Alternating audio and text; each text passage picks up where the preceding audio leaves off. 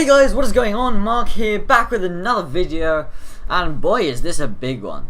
Okay, so I'm sure as most of you already know, I have an Instagram account called Fortnite_MarkySharky, where I post all sorts of Fortnite content.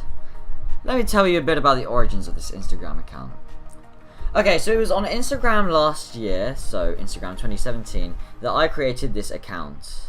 This was going to be my big project of 2018, almost like a New Year's resolution, I guess you could say. My real goal for it was to bring exposure to my YouTube channel. I really love YouTube, and I really want to become a big YouTuber. But the problem is that I am at the point that many YouTubers say is the hardest point of YouTube. Gaining the first couple of thousand subs is really hard, because you don't already have a big following. So I decided to try and gain my following on Instagram, where it was a bit easier, and then tried to get that over to my YouTube. Today, I bring you a story, my story, with some good news and some bad. It is my story about how I lost 14,000 Instagram followers. So, it all began on the 11th of July, 2018. For those of you who don't know, who can't tell by my British accent, I come from England. That day was the World Cup semi-final, England versus Croatia. So I went around my friend's house with some other friends to watch the game. And before I left my house, someone messaged me on Instagram. He said he wanted to buy my Instagram account for $4,000 US. Now, I've had a lot of people tell me, why did you believe him? Like, $4,000 is extremely unrealistic. And I want to get this straight. I didn't believe him for a second. There was no way someone was going to give me $4,000. But, there's a possibility, but it is extremely low, like less than 1%. Like, it's tiny. So, it seemed like way too much money for him to buy the account, and I didn't believe a thing. So, I got to my friend's house, and I carried on talking with the guy. I said yes to his proposal, knowing that there was no way on earth I would give my password first, as I could tell he was trying to scam me. But, he said something that changed everything. He said, and I'm happy to pay the money, like, I'm paraphrasing here. He said, I'm happy to pay the money before you give me the password. I just need and at that I was like, wait, what? And then I started to be like, wait, this might actually be real. Like, I've had so many people come up to me and say the exact same thing, but they want the password first, right? And it's like, well, no, obviously, like, I can't trust you, of course you're a scammer. And then he said that, and then he said, but I just needed to change the email to something random in case of two-factor authentication. So I knew two-factor authentication was a thing, but I wasn't quite sure what it was. It turns out it basically means I add a phone number, which is extra security if they're trying to sign in. But he said I had to change the email, and because I didn't know what it was, I thought that the email had something to do with it. And I thought there was nothing he could do with, like, if it's just changed to a random email, like, he doesn't know what it is. It just means that I don't know what the email is, so there isn't an email step of authentication to it. And the only step of authentication is the password, so he gives me the money, he gives the money, I give him the password, there we go, job done. But he wanted me to send him proof, and I completely overlooked this. I stupidly forgot that by sending him proof, he now knew what the email was. Now, I don't normally do stupid things like this. Like, I normally, like, see something like this straight away, like, I get it ASAP. But I think maybe just because, like, $4,000, that's £3,000, like, that's a lot of money. I think maybe, like, just the thought of that much money sort of, like, made me, I wasn't thinking properly, like, I needed to think carefully about everything a bit more. And yeah, it was an easy mistake to make. I know he's a scammer, but fair play to him. He played it really well. So, I don't know for certain what he did from here, and, but I have come up with what I think is a pretty accurate theory as to what he did. So I'm guessing he made an email account associated with the random email address I had created. And then when he tried to sign in with that email account and it said, oh no, sorry, you don't know the password, he pressed on forgot password, and then a password reset link was sent to the email, and so he went onto the email, he changed the password to something he knows, and I was screwed. I didn't know his password, so I got locked out immediately of the account, and then he was able to sign in on the account, and you know, that's that. That's how I lost it. Also, I think this clearly tells us why England lost the World Cup.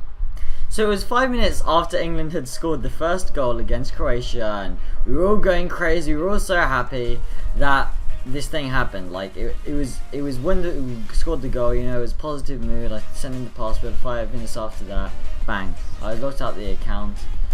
And since the point that he had locked me out, England did not score a single goal, and Croatia managed to score 2 and completely pull it out of the bag. So it was clearly his fault that we lost the World Cup. So if you are annoyed that England lost the World Cup, you got him to blame. Okay, so now that we've talked about how I lost the account, I've got some good news. We got the account back! Yes! Let's go! Come on!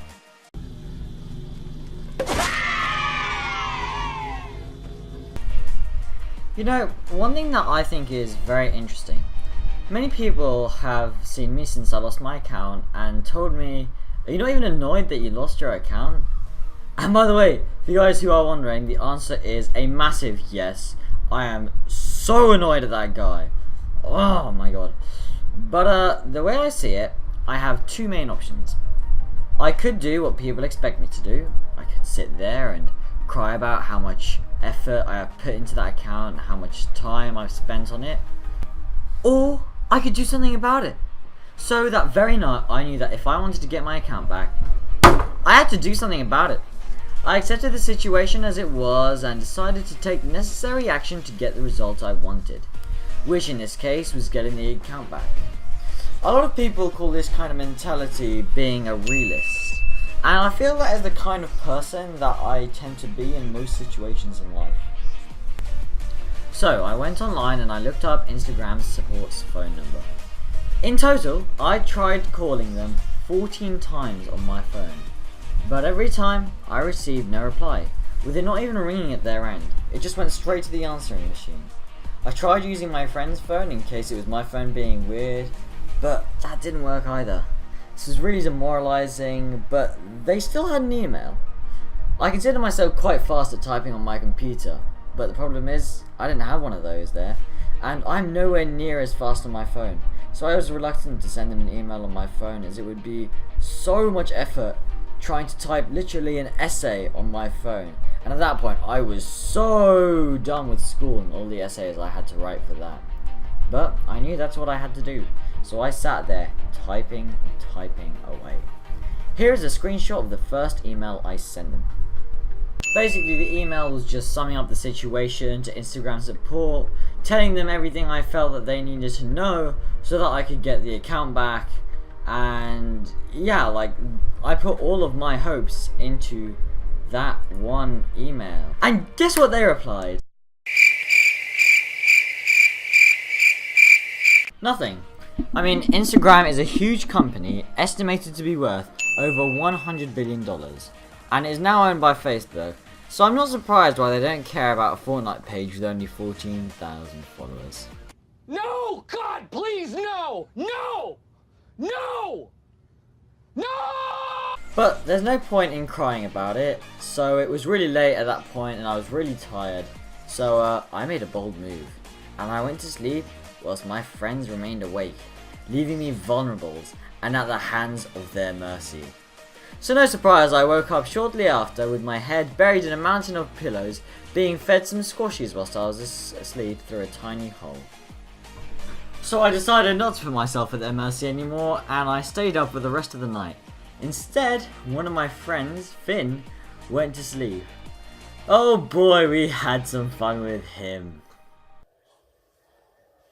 Okay. Wait, we're good. Wait for him to speak.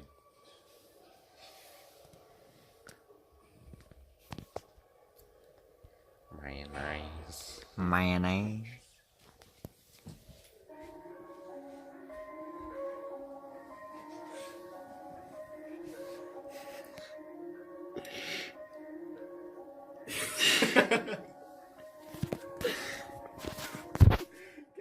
Should I tickle his face now? You need to get the other hand as well, just in case he uses that one.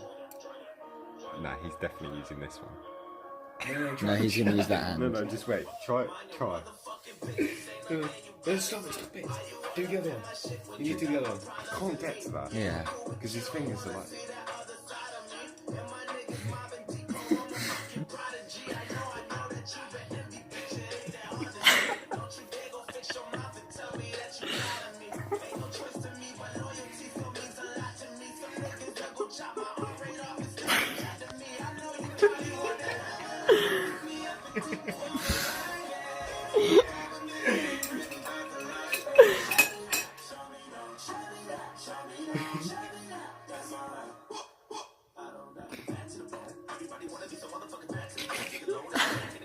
It's really weird.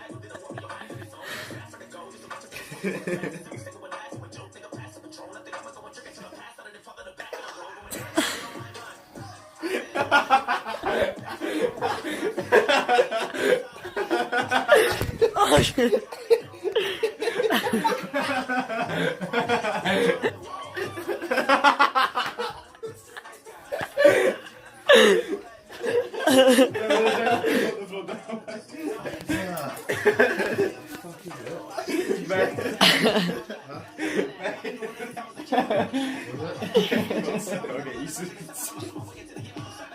It's mayonnaise. Oh, it didn't go to plan because you're supposed to tickle on your nose and then you go over it and scratch it, but use the wrong hand. I said to Max you'll use that hand. Huh? Yeah, man. We carried on having fun until about 4 AM when we decided maybe we should go to sleep.